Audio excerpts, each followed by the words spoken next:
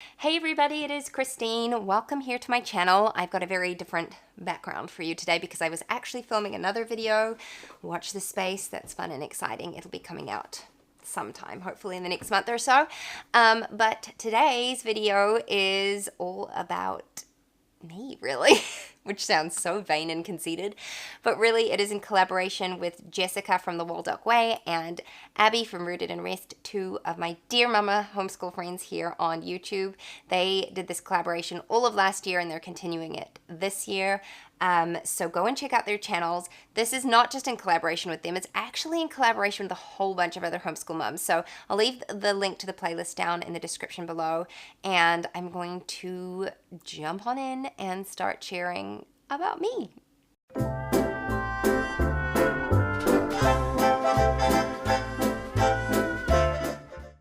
So, joking aside, kind of. This is called Meet the Teacher. And so I'm just going to share a few things. It's like a questionnaire, and introduce yourself, get to know me kind of video. And I don't do these very often, actually. So Q&As can kind of be like this, but not always. So I've got my computer here with the questions on it in case you see me looking down. But if you are new, and maybe you haven't been around here very long, this is a bit of an introduction. So introduce myself. I am Christine. I live in a small coastal town in New Zealand. I've been married for 7 years, and my husband and I have 3 kids who are 6, 4, and 2. My younger 2 will be turning 5 and 3 in just a couple months. So yeah, my husband was born and bred in this town. I, however, was born in South Africa, and but I've lived in New Zealand for almost 25 years now. So I would definitely say I'm more Kiwi than I am South African, but it is a heritage that I'm very grateful for and proud of, and thankful for all the hard work that my family did before me to allow me to have the life that I have now, because like it was only like a generation, my grandparents' generation, where they were literally living in a mud house. Like they built their house out of mud and had dirt floors, and I'm not even exaggerating at all. They worked really hard to get us where we are now. So I'm really thankful for that. I've lived in New Zealand. New Zealand is home. I love New Zealand. I love a lot of things about it. It is an absolutely beautiful country to live in, and it's a really wonderful country to homeschool in. We have a lot of freedom with homeschooling here. How many years have I homeschooled? I have homeschooled for, I want to say this is our 2nd full year. We'll be completing our 2nd full year at the end of this year, but we did homeschool for about 6 months before that, where I was just kind of dipping my toes in. My son was he was preschool age, he was 4.5. So we were just kind of getting used to it, and then we did our full year last year, and we're like on the latter end of our 2nd full year now. Do you have a homeschool style? I think eclectic describes me best. I definitely don't fit into any category as far as like I teach this like this and I teach that like that. I will say that I tend to just naturally teach group subjects in more of a Charlotte Mason style, but I don't like intentionally do that, if that makes sense. It's just something that happens. But I definitely have some more like traditional aspects, some more classical Charlotte Mason. I mean, whatever it is, just throw it in the mix. That's me. What is your favorite subject to teach? That's actually really hard. I like teaching math, but I don't know if it's my favorite one. I'm good at math, and I really enjoy doing that with my son. Probably history, between history and math. I really like those 2 subjects. Probably I like history because I like the learning that I'm getting from it, but I don't know if it's specifically about teaching it. I would say math, probably. If you could only choose 3 homeschool tools, what would they be? Homeschool tools. Probably a printer, a laminator, and scissors. I think I could do a lot with those 3 things. What inspires you as a teacher? Probably other homeschool moms, seeing what they're doing. What inspires me is seeing my kids being inspired. So when I see them really engaging with a subject, that inspires me to like go further down that rabbit trail.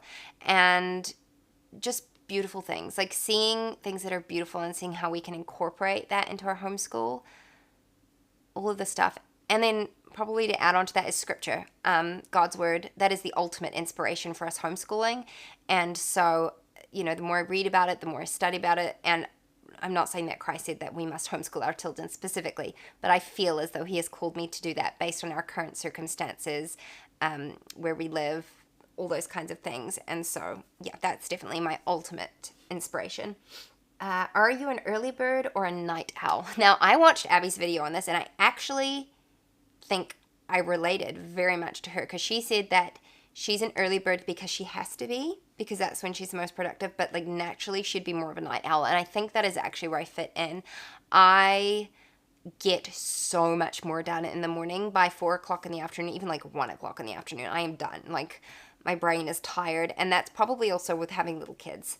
It's just like a natural thing. So I force myself to get up early unless I'm like sick or it's holidays. But typically I'm up between 6 and 6:30 in the morning so I can have some quiet time. And I do so much better with my day if I can start it without having to like mother immediately. If I could have a minute just to breathe and catch my breath and like get my mind in the right place, I typically do a lot better with my days.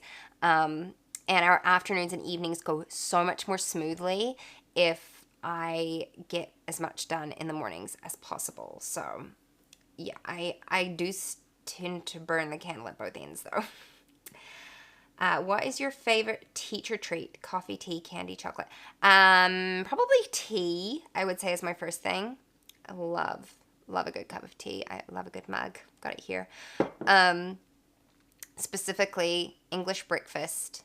Dilma English breakfast tea, and I like double strength. I don't like weak tea is like, no, thank you. I want it to be like almost as black as coffee. That is how I like my tea. I do like sugar in it as well, and my level of stress can be measured by how many cups of tea I typically have in a day. But tea, it's like kind of a family thing for us. Like, we drink tea to rejoice. We drink tea in times of crisis. We drink tea just for the love of it. And I mean, I think one of the things that is really, and this, I mean, it's not a funny situation, but it's kind of like describes our family very aptly. When my grandmother passed away, I mean, it was several years ago now, and my mom got back from the hospital. It was like the middle of the night. And instead of everyone going to bed, they went ahead and boiled the kettle and sat down and had a cup of tea at like the wee hours of the morning, because that's what you do. There's just something that brings a lot of comfort from a cup of tea. So that would be me. That was a very long explanation, closely followed by chocolate. I do love chocolate, but I think I could live without chocolate. I don't know if I could live without tea. Do you prep and plan or go with the flow? I definitely prep and plan.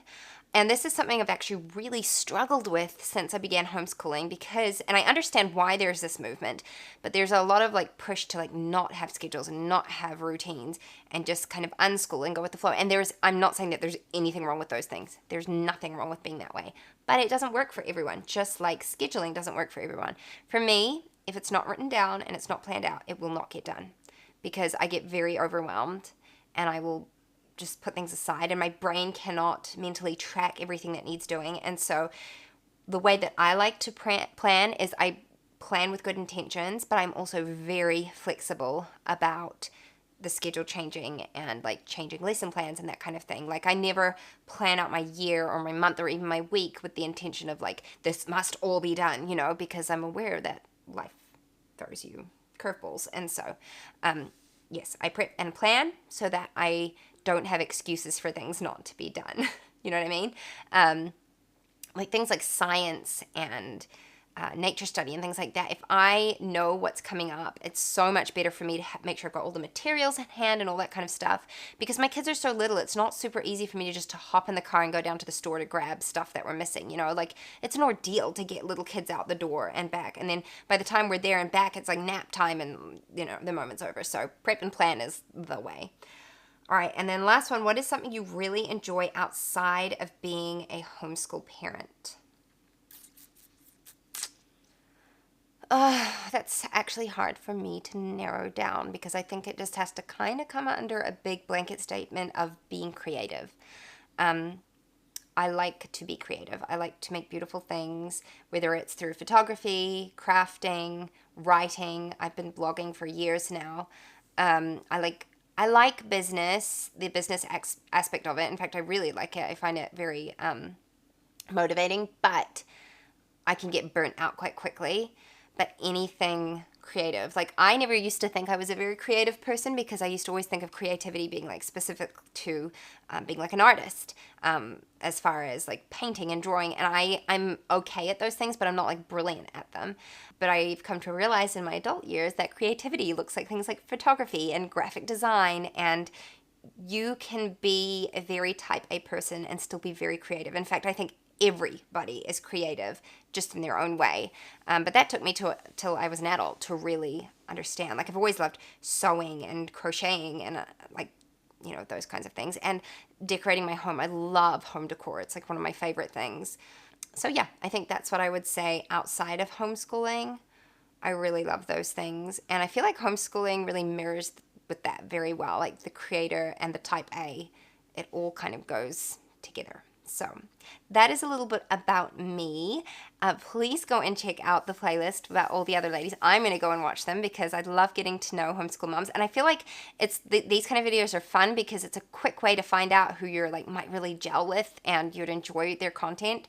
So go check out their videos. Thank you so much for watching. And if you do have any questions for me, leave them down in the comments below.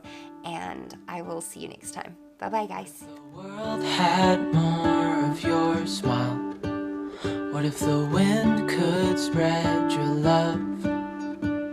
What if your sweetness could reach everyone? There'd be no wars.